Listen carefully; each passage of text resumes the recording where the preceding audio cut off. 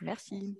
Alors, s'il n'y a pas d'autres questions, Sandrine, alors dites-nous un peu, l'endosleeve, là c'est plus récent, dites-nous un petit peu comment ça s'est passé.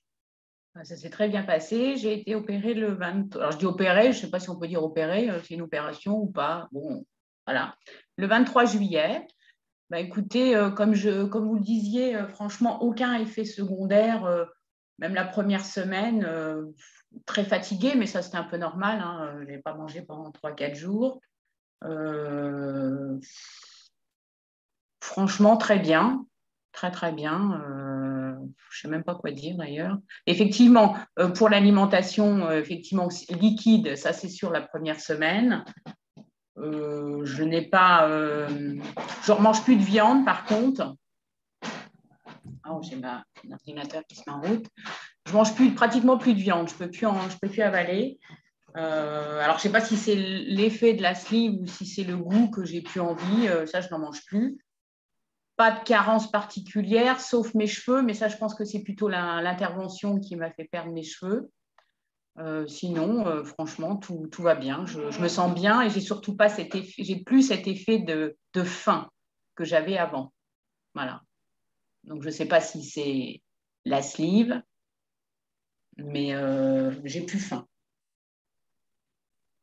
Alors, dites-moi, Sandrine, l'histoire des cheveux, là, parce que normalement, on ne perd pas ses cheveux parce qu'on a une sleeve. Je ne sais pas, mais là, ça... Vous avez perdu beaucoup beaucoup, vous avez perdu beaucoup de poids au début? Oui, au début, oui, la première semaine, un peu plus de 5. Après, ça descend moins. Peut-être pas 5 en une semaine, je ne me rappelle plus trop, mais... Mais les cheveux, vous les avez perdus combien de temps après? Non, là, je les ai perdus en septembre. Donc, 2 mois après. Ouais, 3 mois, ouais. Alors, pourtant, j'avais fait tout de suite... J'avais tout de suite pris, mais je pense que c'est plutôt l'intervention, hein, l'anesthésie en fin de compte. Ouais. Vous croyez? Parce que ça m'avait fait la même chose la fois d'avant. Ah ouais, donc vous avez une sensibilité hein, quand même. Ouais, voilà, parce que c'est rare que les gens perdent leurs cheveux avec les. Ouais, moi je les ai perdus. Hein. Et je les perds encore d'ailleurs. Hein. Ouais.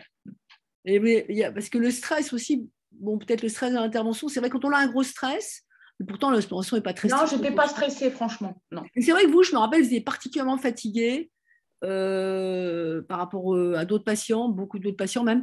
Vous étiez particulièrement fatiguée. D'ailleurs, on s'était téléphoné le mois qui a suivi.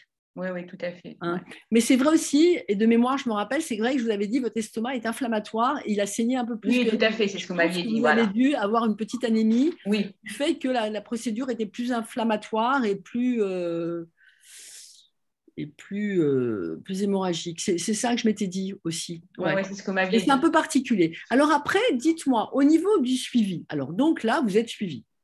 Donc là, je suis suivie par le docteur Vogelas. Ouais. Donc, j'y vais une fois par mois. Soit j'y vais, soit, là, comme je vous l'ai dit, je suis en Italie, donc je la vois par Zoom. Ça va. Alors là aussi, comme je vous l'ai dit aussi hier, je suis tombée il y a 6 mois et je me suis fait une fissure au niveau du genou et là, ça se réveille depuis 2 mois. Donc, je peux moins aller faire du sport. Donc, je vais marcher quand même tous les jours. Hein. Je fais 4-5 km quand même tous les jours. Mais je ne vais pas à la salle parce que ça me fait mal de courir sur le tapis ou de faire d'autres activités. Je souffre, ce n'est pas catastrophique, mais bon, ça me gêne. Il faut attendre que ça se... Et dites-moi, vous avez perdu combien de temps depuis le mois de juillet? J'ai perdu 13, un peu plus de 13, 13 et demi, presque 14 là, ce matin. D'accord. Ouais. Donc ça avance tranquillement. Pour vous, Sandrine, concernant votre perte de poids, il y a un participant qui me demande combien vous aviez perdu combien de poids et combien de poids vous deviez à la base perdre. Bon, je me suis pas fait d'objet, je me suis pas fait de mon poids. Voilà, j'ai surtout vous dire combien je pesais avant parce que c'est plus facile. Je faisais 96, 97 quand j'ai été opérée. Voilà. Et donc là, du coup, vous avez perdu combien? Eh ben, je suis à presque 14. D'accord. Qu'avec la sleeve, là, on parle. Hein. Qu'avec la sleeve, tout à fait. Oui. Ouais. Merci. C'était le 23 juillet que j'ai eu l'intervention. Ouais.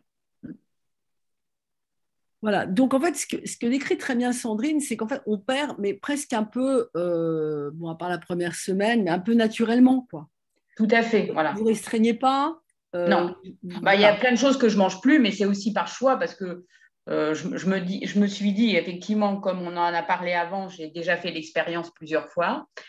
Et que là, je me dis, il faut vraiment que je me prenne en main. Dans ma tête, ça va mieux. Voilà. Donc, maintenant, je passe mon énergie que sur moi. Je fais attention, évidemment, à ce que je mange. J'espère que je vais tenir sur le long terme parce que c'est ça aussi qu'il faut faire. Mais je me sens bien, donc je suis très contente, je trouve. Je suis assez contente, je vais dire. Voilà. Et est-ce que vous faites un suivi psychologique ou pas? Non, pas là, parce que là, je ne suis pas, comme je vous dis, je suis pas à Paris. Non, mais ça va, je trouve que ça va, je suis bien. Bon. Je me sens Donc, bien. vous n'avez pas le sentiment qu'il faut travailler sur émotion nourriture, vous n'avez pas besoin actuellement? Non. Très bien. Non, je ne pense pas. Voilà. Donc voilà, en fait, pourquoi je pose toutes ces questions, c'est parce qu'en fait, voilà, c'est Je l'ai fait avant. Je l'avais fait avant. Je sais bien. Voilà. En fait, c'est ça. C'est qu'en fait, chaque personne est différente. Il y a des gens qui vont avoir besoin ou de façon temporaire. Et ensuite, ça va mieux parce qu'il n'y a pas besoin forcément de faire 10 ans d'analyse pour améliorer sa gestion émotion-nourriture. Parfois, quelques séances suffisent largement quand on n'a pas une problématique importante. La diète, c'est sûr, Sandrine, vous confirmez que c'est important d'avoir le coach qui vous aide et qui soit bienveillant. Moi, j'ai besoin, pour me recadrer, quand je la vois, je me sens mieux après. Alors, voilà. Alors moi, j'ai une question parce qu'on me demande pour quelle taille, mais je pense qu'en fait, ce qui est peut-être plus pertinent, c'est de savoir quel était votre IMC avant la sleeve et maintenant, si vous la connaissez. Non, je l'ai pas calculé. Je fais 1m62, donc ça doit être plus de 30, ça devait être plus de 35, je pense, docteur Costine. Oui, c'était de cet ordre-là, et c'est une très bonne indication pour la sleeve. C'est vrai que moi, les gens qui, quand ils ont un IMC supérieur à 35, je leur dis, OK, après, soit un ballon d'1 an, soit une sleeve, parce que l'objectif de perte de poids, il est quand même plus important, quoi. Donc, quand on a un IMC à 27, par exemple 28, on est en surpoids, même pas en obésité, mais il y a des gens qui veulent un ballon, même voire de 4 mois, est tout à fait possible. Mais après, faut pas avoir. J'aime beaucoup la réflexion de Sandrine, c'est qu'il ne faut pas avoir les objectifs de combien je perds, combien je veux.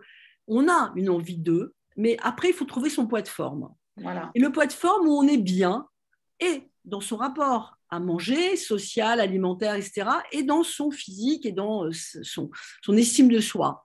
Mais dire, je veux perdre, alors il y a beaucoup de gens qui me disent, je veux perdre 25 ou 30 kilos, voire même plus, je leur dis, c'est avec une sleeve, vous allez perdre sur 20 kilos en 6 mois, peut-être qu'il y en a qui perdent 30, bien sûr, il n'y a pas de sujet là-dessus. Mais moi, je ne peux pas vous dire, ça va être ton. Par contre, ça dépend de vous, du suivi, de votre poids de départ, etc. Mais il faut savoir, les gens, quand ils arrivent à perdre déjà leurs premiers 20 kilos, c'est 2-3 tailles quand même, eh ben, ils se sentent mieux déjà. Et parfois, ils n'atteignent pas l'objectif de départ, mais en fait, ce qu'il faut, l'objectif, c'est d'avoir un équilibre pour manger en se faisant plaisir et pas en se remplissant, sans se restreindre et avoir une vie bien. Enfin, c'est ça, Sandrine. Tout à fait, c'est tout à fait. Moi, je ne me suis pas fixée de poids, parce que je me dis que ce n'est pas la peine. Si je me mets dans ma tête, je perds 30 kilos et je ne les perds pas, ça va me contrarier. Donc, ça descend. Je fais tout pour que ça descende. Je me sens bien. Et voilà, effectivement, c'est beaucoup mieux quand on a 3 tailles de moins. Ça, c'est clair. Je le vois bien quand je m'habille maintenant. Pour moi, c'est ça la joie, en fin de compte, d'avoir perdu du poids. C'est de me sentir mieux, mais je ne me suis pas mis un objectif de dire je vais perdre 30 ou 40 kilos. Non, j'aimerais bien, mais je ne me fais pas trop d'illusions non plus. Je pense que là, il y a encore du poids à perdre, c'est sûr, mais je ne vais pas atteindre, je ne pense pas à perdre 30 kilos, ça c'est sûr. Je ne sais pas ce que vous en pensez, mais… Alors, il y a des gens qui perdent 30 kilos. Après, là, je peux intervenir aussi. C'est vrai que c'est plus facile de perdre quand on est plus jeune que quand on est plus mûr. La ménopause, par exemple, comme pour les gens qui sont ménopausés, peut être un facteur aussi qui est limitant. Mais il n'y a pas de règle, en fait.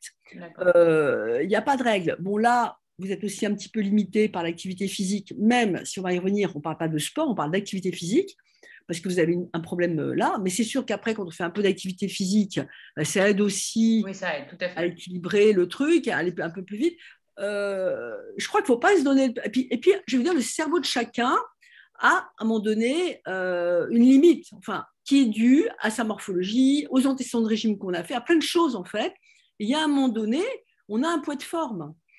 Et le poids de forme, ben, il faut se sentir bien. Alors, c'est vrai que parfois, il y a des gens, ils ont des objectifs d'être très, très fins, alors ils ne l'ont jamais été. Donc, il faut être réaliste. Disons qu'il faut dire, j'aimerais bien ce que vous dites, Sandrine, et quand même, on perd 2-3 tailles, quoi.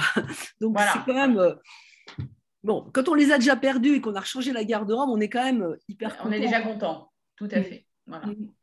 Et quand on voit que ça dure, surtout, alors là... surtout que ça dure, voilà, c'est ça. Parce que là, ça fait tôt, en fin de compte. Là, c'est tôt. On est content. Ben, je suis contente parce que c'est pour moi que je l'ai fait, hein, ce n'est pas pour les autres. C'est surtout pour ça aussi. Hein. C'est important de le faire pour soi. Hein. Voilà. Le regard des autres, c'est peut-être pour certains important, mais surtout pour soi. Et effectivement, quand on est dans un magasin, qu'on a 3 tailles de moins, c'est mieux, quoi. Ça, c'est clair. Ah, c'est top. Hein. Voilà. C'est clair, de se sentir bien, de se sentir mieux, regarder mieux, c'est mieux. Ben, voilà. Et après, tout ça, c'est du positif pour la suite, quoi. Voilà, je dirais. Mais il faut bien savoir aussi, et ça, là, je pense que Sandrine me rejoindra, que quand même, quand on a eu une période d'obésité dans sa vie, on est plus sensible que quelqu'un d'autre. Et donc, si la vie vous rattrape, les coups durs, les machins, il faut retourner voir la diète, la psychologue si nécessaire. Tout à fait. Une espèce d'assurance, un fil protecteur, moi j'appelle ça. Exact, tout à fait, voilà, c'est ça. Ça recadre. Moi, je la vois une fois par mois parce qu'elle me dit que ça suffit. Mais effectivement, je suis contente de la voir. Voilà. Après, on devient autonome à un moment donné. Moi, il y a des gens qui me disent, bon, au bout d'un moment, ça y est. Mais même quand on est autonome, si la coup dure de la vie revient, on ne sait jamais. Voilà. On ne parle pas toujours du poids d'ailleurs, c'est ça qui est bien aussi. Ce n'est pas toujours ce qu'on mange. Savoir, comme vous dites, ne pas manger ce qu'il ne faut pas, on le sait ça. Hein.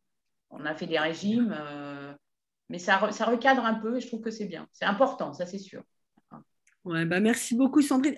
Jennifer, est-ce qu'il y a d'autres questions? Oui, il y en a d'autres.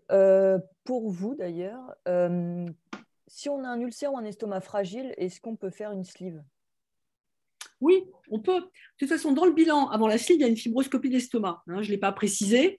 Donc, j'aime bien la faire en général 2 semaines, 3 semaines avant. Ça permet de traiter s'il y a une gastrite, s'il y a un ulcère, s'il y a quelque chose, ou un reflux, pour que le jour de la procédure, l'estomac ne soit pas inflammatoire.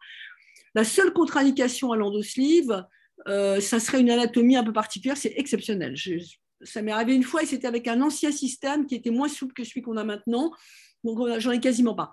Alors, généralement, je la fais 15 jours avant. Les gens qui habitent loin, je leur impose pas ça, je la fais juste avant. Et si vraiment il y avait une contre-indication, je reporte. Mais c'est exceptionnel, hein, en général, voilà. Quoi. Non. Après, si on a une grosse hernie hiatale qui fait au moins 5 cm, là, peut-être qu'il vaut mieux éviter une endosleeve, même à ballon d'ailleurs. Mais bon, c'est un autre sujet, c'est très rare aussi. Et est-ce qu'il y a un IMC maximum? Alors, c'est une bonne question. Auquel on ne pourra pas faire la sleeve du coup. Alors, c'est une bonne question. Normalement, la sleeve, au départ, c'est une technique quand même récente, elle a été faite plutôt pour les gens comme les ballons. IMC entre 30, à partir de 30, en tous les cas, un peu plus élevé que les ballons, les gens d'obésité, quoi. Et parce qu'on définit l'obésité par un IMC supérieur à 30, et plutôt entre 30 et 40. Parce qu'au-delà de 40, on dit, ces gens peuvent bénéficier de la chirurgie de l'obésité, donc voilà, puis il y a 40 kilos à perdre, quand même. Bon, je vous ai dit les moyennes des endosleeves et des ballons. Mais quelqu'un qui vient, qui pourrait bénéficier de la chirurgie, mais qui ne veut pas se faire opérer parce qu'il a peur, parce que ça sort un problème, parce qu'il a peur des complications et qu'il n'est pas mûr et tout, on ne va pas lui dire non. Et alors, on va le faire. Alors, au départ, on ne le faisait pas trop, les endosleeves. Hein. Les ballons, oui, j'en faisais parce que c'est plus ancien. Et maintenant, on a commencé, toute la communauté internationale commence à en faire et on a des beaux résultats. Mais on le fait en expliquant aux gens que l'outil est moindre que la chirurgie et qu'il faut du travail, un coaching vraiment soutenu avec pour... Et puis qu'il ne faut pas se donner des objectifs de 40 kilos, quoi, parce qu'on risque d'être déçu, peut-être pas, mais il y a beaucoup même des chances. Mais par contre, c'est vrai que depuis maintenant 1 an et demi, j'en fais de plus en plus, que c'est des gens qui ne veulent pas être opérés. Les résultats sont bons hein, quand même. Hein. Ouais, des bons résultats parce que les gens sont motivés. Voilà. Après, il n'y a pas de limite supérieure. Voilà ce que je dirais. Mais même pour un ballon, moi, j'ai un monsieur qui est venu, il est vraiment... il a un IMC à 44, je crois. Il ne veut pas de chirurgie, il a peur de l'anesthésie, il veut poser un ballon de 4 mois. Normalement, je devrais lui dire, mais non, monsieur, mais je vais expliquer, je viens 4 mois. Il me dit, c'est pas grave, moi, je veux déjà m'alléger de 10 kilos. Et après, moi, je me dis, et c'est vrai ça, il va être plus mûr après, il va peut-être pouvoir plus aller vers une autre procédure quand il va voir si jamais il reprend ou si jamais il voit le bénéfice des moins 10 déjà. Parce que des fois, c'est plus que moins 10, les gens plus en surpoids, peut-être qu'il va perdre 15, lui. Donc voilà, il n'y a pas de règle pour le supérieur. Mais c'est sûr que quand on est MC au-delà de 40, peut-être que la chirurgie, c'est plus indiqué quand même en termes médicalement parlant, quoi. Voilà. Autre question, quand des patients ont alors là, il y a une question très précise, mais je vais un peu l'englober. Quand les patients ont des maladies compliquées qui font qu'ils ne peuvent pas avoir d'activité physique, est-ce que, par exemple, des activités plus light, c'est-à-dire, enfin plus light, par exemple de la marche, peuvent suffire ou pas, ou il faut vraiment avoir une grosse activité physique, voire sportive? Non, non, pas du tout, bien sûr que non. Ça va me permettre, après la fin des questions, d'introduire la suite, qui est comment on est, vous expliquer un peu, on ne parle pas de sport, on parle d'activité physique. Le bricolage, c'est de l'activité physique. Le jardinage, c'est de l'activité. La marche, c'est de l'activité physique. Donc, il faut reprendre une activité physique régulière, et pas forcément du sport, adapté à sa condition physique, à son emploi du temps. Voilà, bien sûr que non, bien sûr que c'est pas du tout. Non, non, il n'y a pas besoin d'aller en salle 3 fois par semaine, hein, pas du tout. Et dernière question, mais là c'est plus moi qui vais répondre, et peut-être même d'ailleurs Sandrine. On me demande après, en fait, combien de temps s'écoule entre le premier rendez-vous et l'intervention. Alors en fait, c'est simple, déjà, ça dépend aussi de vous. De savoir si vous êtes prêt ou si vous voulez prendre plus de temps. Ça dépend évidemment aussi de notre planning, mais ça dépend aussi des nutritionnistes, des plannings nutrition, psy, etc. Donc ça dépend de plusieurs plannings. Néanmoins, on n'est pas non plus, enfin, nous personnellement, sur 4 mois, mais ça dépend de vous quand même la plupart du temps, quoi. Sandrine, je ne sais pas ce que vous en pensez, mais je ne pense pas qu'on ait mis énormément de temps à faire la sleeve, mais je trouve personnellement que ça dépend quand même du patient et de ce qu'on a envie de faire ou de... Enfin, ça durait, quoi. C'est-à-dire, est-ce qu'il a envie de le faire tout de suite? Est-ce qu'il veut attendre? Voilà. Oui, tout le monde, je suis d'accord, c'est assez rapide et aussi, on a le temps aussi de réfléchir, de bien se reposer la question. Non, non, il n'y a pas trop d'attente, mais ce n'est pas la peine non plus de prendre une décision non plus hâtive. Faut que ce soit réfléchi aussi. Hein. C'est pas miraculeux. Le travail, ça va aider, je pense. Hein. Moi, c'est ce que je ressens. Ça aide, mais c'est pas miraculeux non plus. Hein. Il faut pas non plus se leurrer. Et c'est pas la peine de dire je veux le faire demain. Ça sert à rien non plus, je pense. Hein. Parce que je pense qu'on sera pas prêt. Hein. J'en ai fait un petit peu l'expérience donc de le faire et que ça n'a pas marché. Mais c'est pas par rapport à vous, docteur Costil, c'est moi. Hein. Voilà. Mais moi, ce que je vais vous dire, de mon expérience, les gens viennent me voir. Alors, grâce aux réunions Zoom, d'ailleurs, je dois dire, parce qu'avant, on faisait des réunions présentielles. À cause du Covid, on s'y met en Zoom de façon très régulière maintenant, tous les mois, 2 mois à peine. Et les gens arrivent, ils sont déjà informés, puisqu'ils ont déjà vu les vidéos, oui, tout les à réunions. fait, voilà. Et quand ils arrivent, ils sont déjà réfléchis pas mal, hein, quand même, hein, je trouve, maintenant plus qu'avant. Oui. Il y a une connaissance qui est c'est vraiment intéressant. Et du coup, la première consultation est assez longue en général, et au terme de celle-là, je leur demande de réfléchir. Jennifer leur donne le bilan parce qu'ils sont déjà assez motivés. Quand les gens sont motivés, qu'ils font le bilan, etc., c'est moins d'1 mois, hein, c'est 1 mois en moyenne. Oui, tout à fait, voilà. C'est un mois, ça me paraît correct. C'est vrai, là actuellement, moins d'1 mois, c'est au niveau c'est plus au niveau des consultations, c'est vrai qu'on est chargé. Néanmoins, on peut toujours essayer de trouver quelque chose. Mais on ne peut pas non plus vous donner quand même, je reprends parce que je sais qu'après j'ai les patients qui peuvent être un peu déçus, je ne peux pas vous donner en tout cas de date précise parce qu'encore une fois, ça dépend surtout de vous déjà. Si en effet vous êtes vraiment motivé, ça peut relativement se faire rapidement, mais forcément, plus vous prendrez de temps, plus nous aussi on prendra de temps, forcément, quoi. Mais grosso modo, nous personnellement, on arrive quand même à se débrouiller, vous êtes très motivé pour en effet mettre les choses en place, quoi. Même si ça ne se fait pas la veille pour le lendemain non plus, parce qu'encore une fois, il y a un protocole à suivre qui est quand même important pour le suivi, etc. Mais grosso modo, on se débrouille comme on peut, quoi. Mais en général, tout le monde est content. Donc, bon. Oui, puis j'ai la chance d'avoir Jennifer qui m'aide au bloc, au Trocadéro. J'ai une équipe la surveillante est assez cool. Donc, on arrive toujours à trouver des plages quand même quand on est, voilà, on se débrouille. Hein, voilà. Il y a une volonté que ça avance. Bon, voilà. Après, il ne faut pas faire n'importe quoi. Comme dit Sandrine, il faut quand même prendre le temps de réfléchir. Faut bien avoir compris. Mais je vous dis, depuis qu'on fait les réunions Zoom, moi, je vois une nette, ça fait 2 ans maintenant. Hein, c'est incroyable, hein, la différence. C'est assez sympa. Hein. Moi, je trouve, ça me motive pour les continuer, ces réunions. C'est vraiment sympa, je dois dire. Voilà, s'il n'y a pas d'autres questions, je vais continuer sur justement cette approche. Il n'y a pas d'autres questions, Jennifer? Non, c'est bon. Très bien.